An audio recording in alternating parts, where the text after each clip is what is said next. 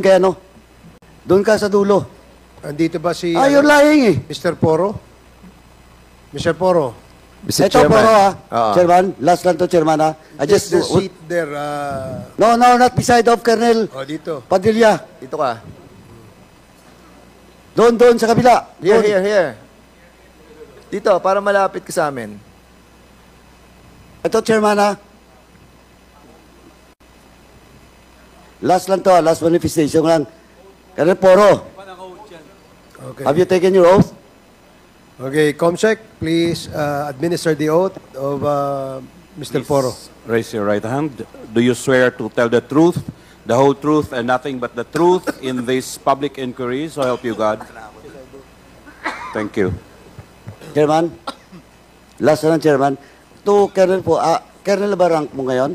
Senior Inspector po, Your Honor. Senior Inspector? Opo. Senior Inspector ikaw ang tinuturo. So you have to decide whether you will cover your former superintendent or ikaw yung mananagot dito. Thank you, Mr. Chairman. Okay.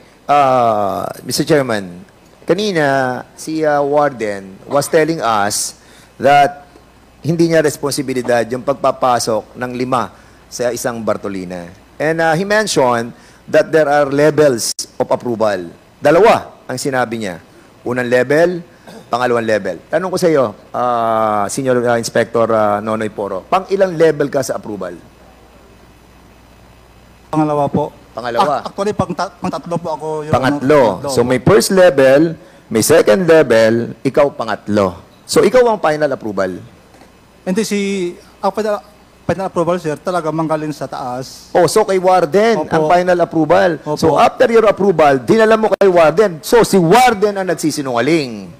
So ngayon, ang final ng approval ng pagpapasok ng 3 Chinese together with the 2 PDLs is under your jurisdiction, Warden. Di ba? Ayun ang sabi ni Senior Inspector Nonoy Poro. Am I right? Kasi ikaw ang sinasabi mo, pangatlong level ka. From the superintendent, sir. From the superintendent, mayroon pang assistant superintendent for security and operation. Oo. Punta po sa akin, commander of the guards. Papunta na po sa ship. So commander po. ikaw ang nagsabi na dalhin yung 3 sa iisang Bartolina. Hindi po. Sino? May advice po si Sir Jerry na... Sino may advice? May advice po si superintendent. So may advice si superintendent na Opo. ipasok sa isang Bartolina yung 5. Opo. O yun. O sabi mo kanina, Warden, wala kang alam. Hindi mo responsibilidad yon.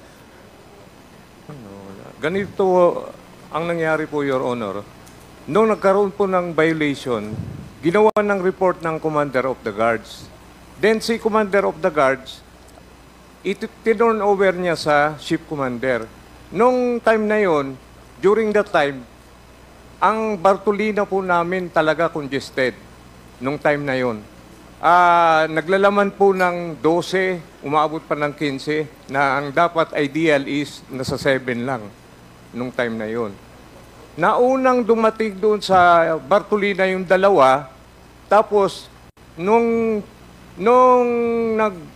nag-consult po sa akin si Commander Poro kung paano ang sistema, kasi dapat po ang nagdadala dyan, yung ship commander, siya po ang nagdidesisyon kung saang selda po ilalagay. Alam mo, Warden, kanina sinasabi mo wala kang alam eh. Kasi sinasabi mo level yan ng Opo. first level, second level, di ba? Third level. Nagkaroon po ko... Now. Ngayon, meron na kayong usapan na nag-uusap na pala kayo kung saan ilalagay yung 5. Am I correct? Di ba ngayon sinasabi mo meron na kayong usapan? Kanina hindi mo alam eh. Di ba? As I recall, Your Honor, kasi sa sobrang tagal, para lumapit Can you siya... please speak louder with your mouth much nearer? Lumapit siya kasi nagkakaroon kami ng problema nung time na yon dahil dyan sa sistemang yan. O yun, so wait, putulin kita doon. So alam mo na pala nagkakaproblema kayo sa sistemang yon. At alam mo na mga foreigners yun. At alam mo merong 2 na PDLs na ang kakso convicted with murder. Bakit pinagsama mo sila?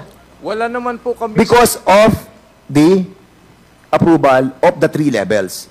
Is that what you're trying to say? As recommended. As recommended by them. Yes. Di ba? So, the final approval lies with you. Am I correct?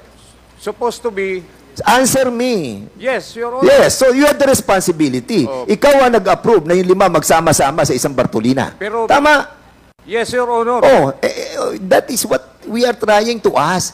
Congressman Johnny Pimentel was asking you. Pero Di ba, wait, kanina sinatanong ka ni Congressman Johnny Pimentel. Ang sinasabi mo, wala kang responsibilidad doon. Ang sinasabi mo, first level, second level, and third level responsibility yan. Hindi ko responsibilidad yan.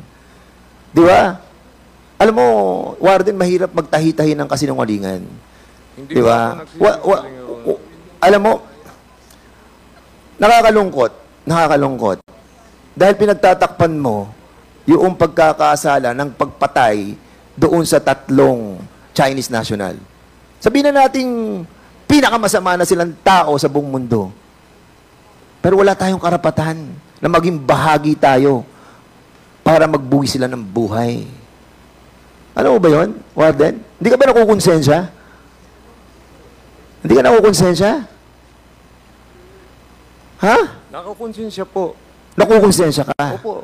So, ngayon nakukonsensya ka na? Pero wala po akong kinalaman sa nangyaring patayan. Paano ka na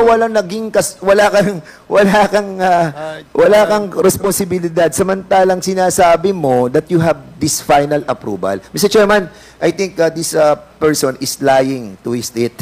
At nakita naman po natin that kanina sinasabi niya na hindi niya level yung responsibilidad na yon, and now he's changing his testimony na yung final approval na sa kanya because si Senior Inspector Nono Poro told us na ang final approval lies with the warden, which is the right procedure. In any institution, in any agency, it's always the head who have the responsibility of all what is happening in his agency. And that's the reason why, Mr. Chairman, I believe that this person will always lie in this committee.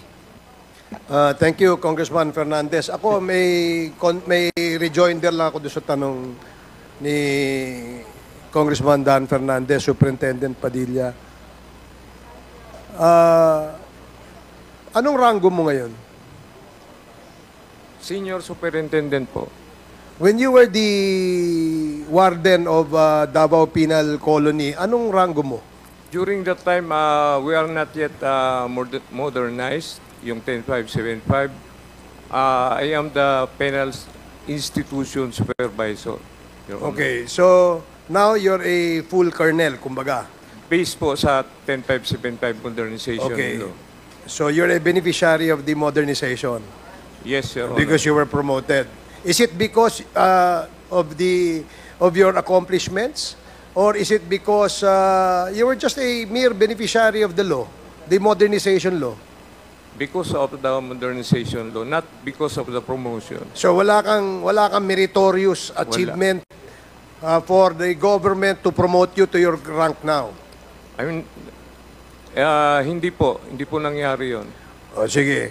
Alam mo, I think Senior Inspector Noni Foro was just telling the committee kung ano yung proseso. Kasi hindi naman nga tama na alam nila na malalagay sa Bartolina yung mga preso, pero yung boss nila, which is you, hindi mo alam. Now, you keep on evading the questions asked by the members. And you, with your answers, you compel us to believe, to conclude na ikaw ay nagsisinungaling. Dalawang bagay lang po yan kay Superintendent Padilla eh. You are either incompetent, nagtataka kami na hindi mo alam yung procedure, mabuti pa yung the deputy, yung mas mababa sa'yo, alam yung procedure eh. Ikaw boss. The boss. So, you are either incompetent or meron kang kinalaman dito sa krimen na nangyari mismo sa bahay mo. Because this crime was committed under your watch. And that makes you more incompetent. So, nakakalungkot na meron tayong ganitong klaseng opisyal sa ating gobyerno. If proven that you are indeed part of this crime, I am sorry. Mr. but Chair. The committee Mr. Chair. will be compelled to recommend drastic actions for you. Mr. Sige, May I say Congressman something, please? Abante. Have you, Colonel Padilla, Yes, sir. have you ever heard of command responsibility? Yes, Mr. Chair. And therefore, you believe in command responsibility. Yes, Mr. Therefore, the buck ends. The buck ends in your office. Yes. Yes. Ibig sabihin, kung talagang naniniwala ka sa command responsibility, nag-report ka, hindi ba? Inspector Foro sa kanya, hindi ba? Yes po. Nag-report ka, di ba? Opo. Therefore, alam niya. Yes po. Oh. Why we denying na hindi mo alam? Colonel Padilla, you were denying a moment ago, hindi mo alam eh. Oh. Nag-report sa iyo si Foro na nangyari. Alam mo, hindi kita pinagbibintangan na ikaw ang pumatay. Ang sinasabi ko lang sa iyo kung alam mo ang nangyari. Yes, Mr. Chair. O yun pala naman eh. O, ngayon, umamin na, Mr. Chair, na alam niya nangyari. O, magsasabi ka na ng totoo ngayon. Ito na pangalawa ngayon. Alam mo nangyari at meron kang bahagi sa nangyari. Wala po. Hindi, meron. Alam mo nangyari, meron kang bahagi sa nangyari. Teka, saan ka ba nakatira? Where do you live? In Davao City. O, sa labas ba nung compound mo? Sa labas ba nung colony? During that time, Yes. sa loob po ng colony. Ayun. Sa loob ng colony. Gaano kalayo ang bahay mo doon sa pinangyarihan ng krimen? More or less 300 meters. Ay, di alam mo. My goodness, alam mo. Hindi mo lang alam. Hindi mo lang alam. Ha? Meron ka pang kalalagyan doon. Meron ka pang kasama ron. Kasama ka sa pagkakaalam. Inspector Foro, tama ba ako o mali? Tama ba ako o mali? Yes or no? Yes. Oh, see? Yun ang sinasabi ko. Hindi lang na alam mo, ha? answer, yes. Kasama ka pa. Sinabi ni Inspector Foro, Your answer, kasama Mr. ka. Foro. Yes, right. Ang ibig ko po sabihin, Your Honor, alam niya na nalagay sa Bartolina po. Pero yung pangyayari na kung ano man yung sinasabi nung hindi ko po alam yun. Huwag mong pagtakpan yung boss mo. Pinagtatakpan mo eh. Okay, Mr. please Chair. proceed, Congressman Pimentel. Mr. Chair, can I just have a... Congressman Pimentel has the floor, but with the I will indulgence wrap up since there are so many questions from other members. Mr. Chair, I would like to put it on record that I certainly believe that Superintendent Padilla is lying. Based on the facts, it will show that from the very beginning, Superintendent Padilla was already clearly involved in the planning. Hindi po mangyayari yung patayan dyan sa bilangguan. Hindi po mangyayari na malagay yung 5 bilanggo doon, yung Chinese national at saka yung 2 pumatay, nang walang tacit approval from Superintendent Padilla. Hindi po tayo rito high school na hindi po natin alam ang regulasyon ng papapagtakbo ng isang bilanggo. Tayo ay po lahat halos lahat tayo rito miyembro ng mga gobyerno. Alam ho natin ang pangregulasyon ng gobyerno, lalo na po yung sa bilanggo. Hindi po mangyayari yung insidente niyan kung hindi alam ni Jerry Padilla. Unang-una po, sabi ko na po kanina, nung sa pagplano pa lang, binuo po yan ni Colonel Garma. Kaya nga po, may in close contact si Colonel Garma kay Superintendent Padilla dahil siya ang may hawak ng bilangguan. Hindi magagawa ni Colonel Garma yung pagpatay sa Chinese national without the cooperation of Superintendent Padilla kasi siya ang head ng Dapicol. Siya ang hari po doon.